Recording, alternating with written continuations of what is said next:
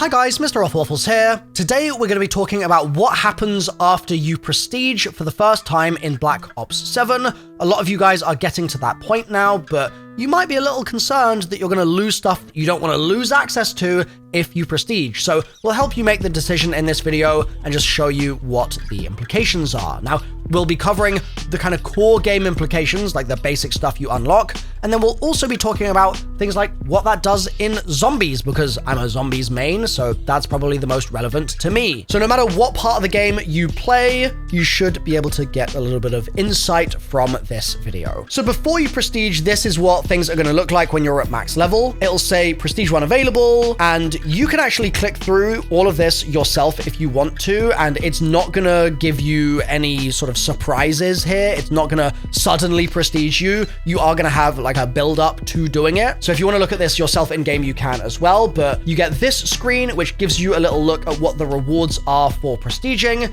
You've got instant rewards on the left-hand side, and then as you go through the following prestige level, you'll also get some other unlocks too. This is the weapon blueprint that you'll get. It's called Cypher Wrap. It's for the MXR, which is actually one of the community's favorite weapons in zombies right now. I've seen a lot of people really loving this and loving the MK, but I'll be putting out separate like gun build videos on my channel in the coming days, so make sure you're subscribed so you don't miss those. But if we just click through now to prestige details, you'll get a little warning screen here. It'll reiterate the instant rewards. We're going to click continue again, and then it's going to give you some more information, and it's actually crazy how many screens you have to go through here. Like, they really just hammer this home. But as you guys are going to be familiar with from previous Call of Duties, or if you're new to Call of Duty, welcome. Just to give you a little bit of an idea of how this works, your weapon level is going to reset and all your level unlocks will be relocked. And where this is relevant in zombies is that in zombies, there are certain levels that you need to be at in order to have certain field upgrades equipped or to have certain craftable items available in the crafting bench. So if, for example, you are loving playing Ashes right now while doing the Spore Easter egg, where you can use toxic growth on a spore to get Pack-a-Punch crystals and stuff really fast in your game, which I explained in my most recent tips video, you won't have access to toxic growth immediately once you prestige because it will be behind a level unlock. I believe it's at level 29. Now, there is an exception to this if you use an unlock token on it, but we'll come back to that in a minute. So you'll lose your level, your weapon progression, and operators, challenge progress, mastery badges, weapon builds, and customization will be kept, so you will not have to re-level your guns by prestiging your character's account.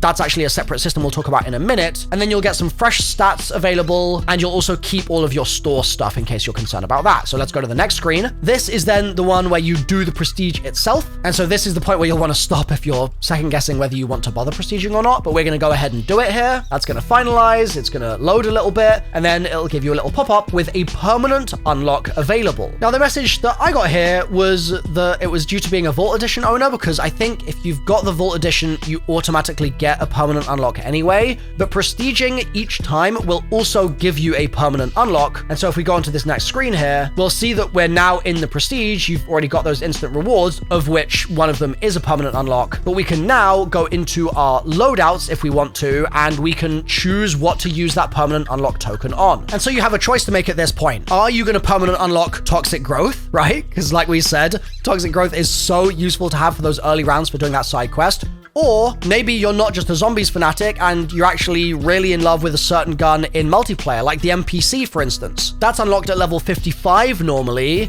so you're going to want to save yourself a hell of a lot of grinding to get that gun unlocked. And to do that, you're just going to press L2 on console, and that is going to let you use your permanent unlock token, like so. Now, one thing to bear in mind about spending your tokens on weapons is that if you are a zombies main, if you've already set zombie builds before you prestige, those zombie builds will persist after you prestige, even though the weapon is still locked in your loadout, in your gunsmith. And so what is really advisable to do is, before prestiging, go through every single weapon that you have unlocked, because you've got them all at level 55.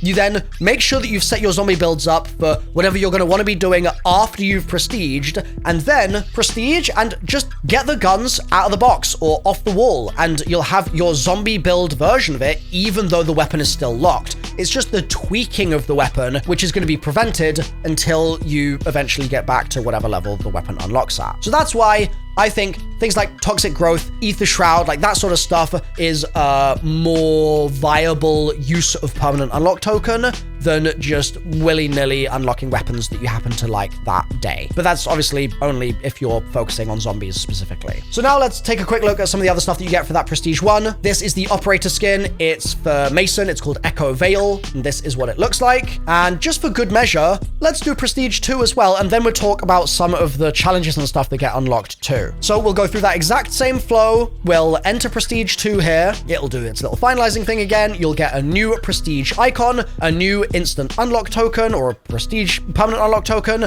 and some more rewards leading up to another blueprint. But I mentioned some progression challenges and stuff like that, right? Let's tab over to those now. So you head into the Prestige tab here, and then in multiplayer, it will look like this. It's the Super Killer Challenges. And so to run through those, that's double kills with both kills being headshots, Fury kill medals, 10 kills without dying, triple kills with melee, objective kills, and 15 kills without dying. And then at the bottom, that will get you the Super Killer Master calling card for completing all of them. And then the way this works is when you go to Prestige 2, you'll get an entire new page of these. So 50 kills with assault rifles, 25 point blank with shotguns, 25 one-shots with snipers, etc., etc. So that's the multiplayer side of things, but there is also a separate set of zombies progression challenges as well. That's Loadout Lunatic for Prestige 1. And so you've got to do 50 Massacre medals, Jackrabbit medals, Stunner medals, etc. And then that will unlock you the Loadout Lunatic Master at the bottom there. And same deal, you go to Prestige 2, you get another set.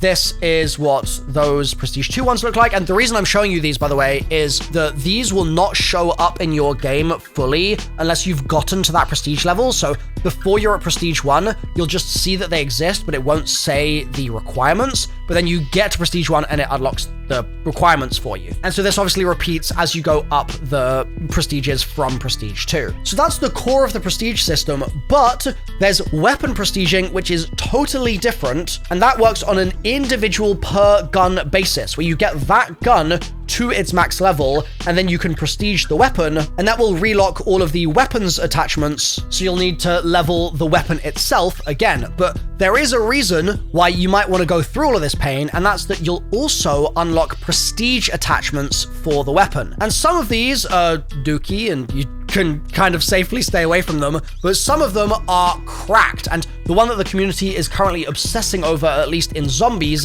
is the Skull Splitter Barrel for the Jaeger 45, which is actually the same pistol that you start with when you first start playing the game as well. Like before you've unlocked anything, this is that gun. It's also one of the only guns in Black Ops 7 that gets a unique ability once you pack-a-punch it. It's sort of this game's version of the Mustang and Sally, except it's not explosive. It just turns into a shotgun. So having a pistol shotgun that also has this cracked prestige attachment headshot multiplier is pretty attractive, and that's why people spend the effort to make sure they get that prestige attachment.